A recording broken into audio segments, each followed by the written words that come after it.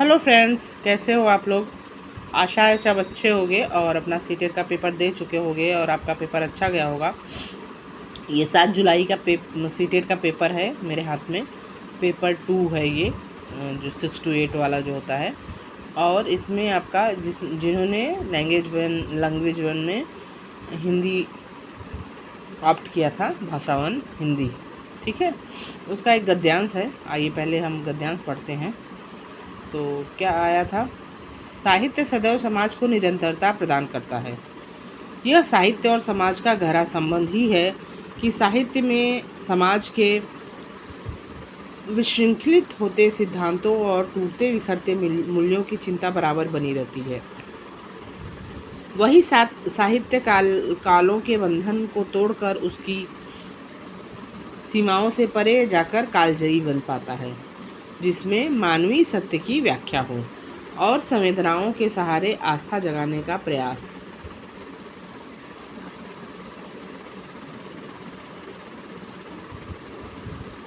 हो। समय समय पर साहित्यकारों ने समाज के बदतर होने की स्थिति को पहचाना है। कुछ रचनाकार हमारे साहित्य पटल पर ऐसी गहरी छाप छोड़ जाते हैं जिनकी आवश्यकता हर युग में बनी रहती है, जिनके विचार सदैव तरोताज़ा ही रहते हैं और जिनकी रचनाएं समाज को दीप्त करने का दायित्व निभाती चलती हैं। दीप्त मतलब प्रकाशमान, प्रकाशित। उनका साहित्यकार व्यक्तित्व केवल समस्याओं को ही नहीं परखता बल्कि मनुष्यता में विश्वास को बचाए रखने की कोशिश करता है। कालजयी मतलब जो अमर हो जाए, ठीक है। तो आई होप गद्यांश थोड़ा टफ लैंग्वेज में था, थोड़ा भाषा जो है वो थी, लेकिन ठीक है, थोड़ा चलता है। गद्यांश के पहला क्वेश्चन था, गद्यांश के अनुसार साहित्य में किस तरह की चिंता झलकती है। पहला, सामाजिक विघटन की, समाज के आधुनिक होने की, मूल्यों के बिखरने की, नए सिद्धांतों के बनने की। तो आपका सामाजिक विघटन पहला गद्यांश के अनुसार, इसका उत्तर पहला सही होगा। फिर उसके बाद, किस तरह के साहित्यकारों की आवश्यकता हर युग में बनी रहती है। तो किस तरह के साहित्यकारों की आवश्यकता हर युग में बनी रहती है। पहला ऑप्शन, जो समाज का विकास करते हैं। दूसरा ऑप्शन, जो समाज को जागरूक करते हैं। तीसरा, जो समाज का मनोरंजन करते हैं। और चौथा, जो समाज को नैतिक बनाते हैं। 93 वाला क्वेश्चन है, विशृंखलित में प्रत्यय क्या है। विशृंखलित में प्रत्यय क्या है, इत, ठीक है, चौथा ऑप्शन। उसके बाद है, समाज के बदतर होने की स्थिति वाक्य में रेखांकित शब्द का अर्थ क्या है।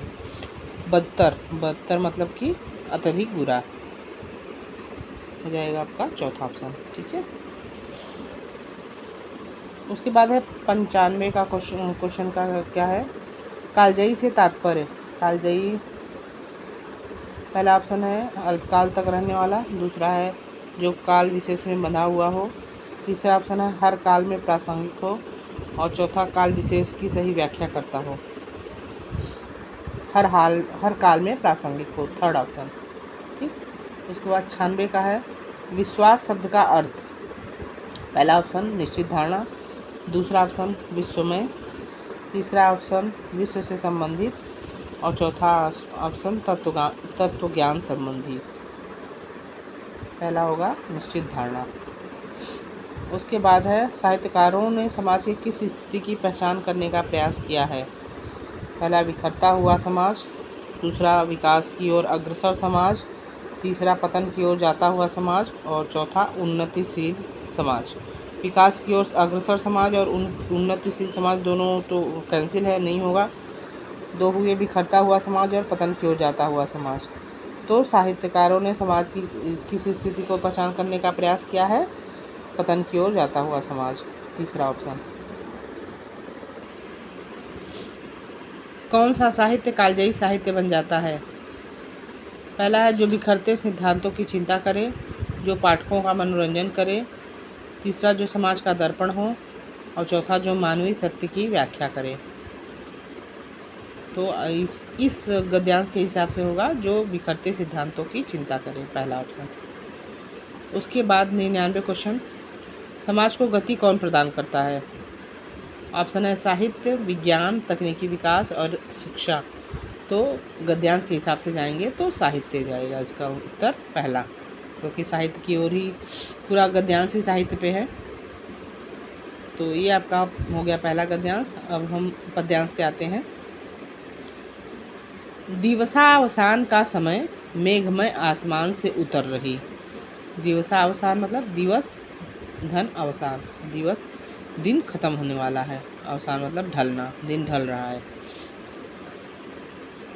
मेघमय मतलब मेघ मतलब बादल, बादलों से भरे हुए आसमान से उतर रही। वह संध्या सुंदरी परी सी धीरे धीरे धीरे, तिमिरांचल में चंचलता का नहीं कहीं आभास। मधुर मधुर हैं दोनों उसके अधर, किंतु जरा गंभीर नहीं है उसमें उनमें हास विलास।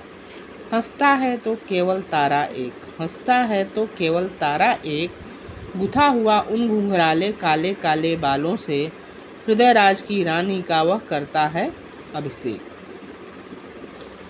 तो इसका हम क्वेश्चन आंसर देख लेते हैं। पहला है, पद्यांश में किस अलंकार का प्रयोग अधिक मुखरित है। पद्यांश में कौन सा अलंकार है, तो ये आपका प्रकृति को मानव के रूप में इसको दर्शाया गया है, तो इसमें मानवीकरण अलंकार होगा। ठीक है, पहला ऑप्शन। इसके बाद है, किसके हंसने की बात की गई है, तो आप खुद ही देख लीजिए, यहाँ पे है हंसता है तो केवल तारा एक, तो तारे के हंसने की बात की गई है, थर्ड ऑप्शन। पद्यांश में किसका चित्रण हुआ है, प्रेम भाव का, प्रकृति का, नवचेतना का, वेदना का, तो इसमें प्रकृति का।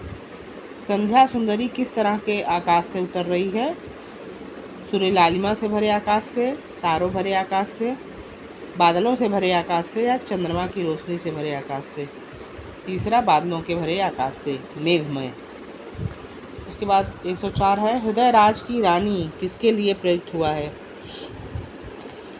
तिमिर, मेघ, आकाश या संध्या, संध्या का।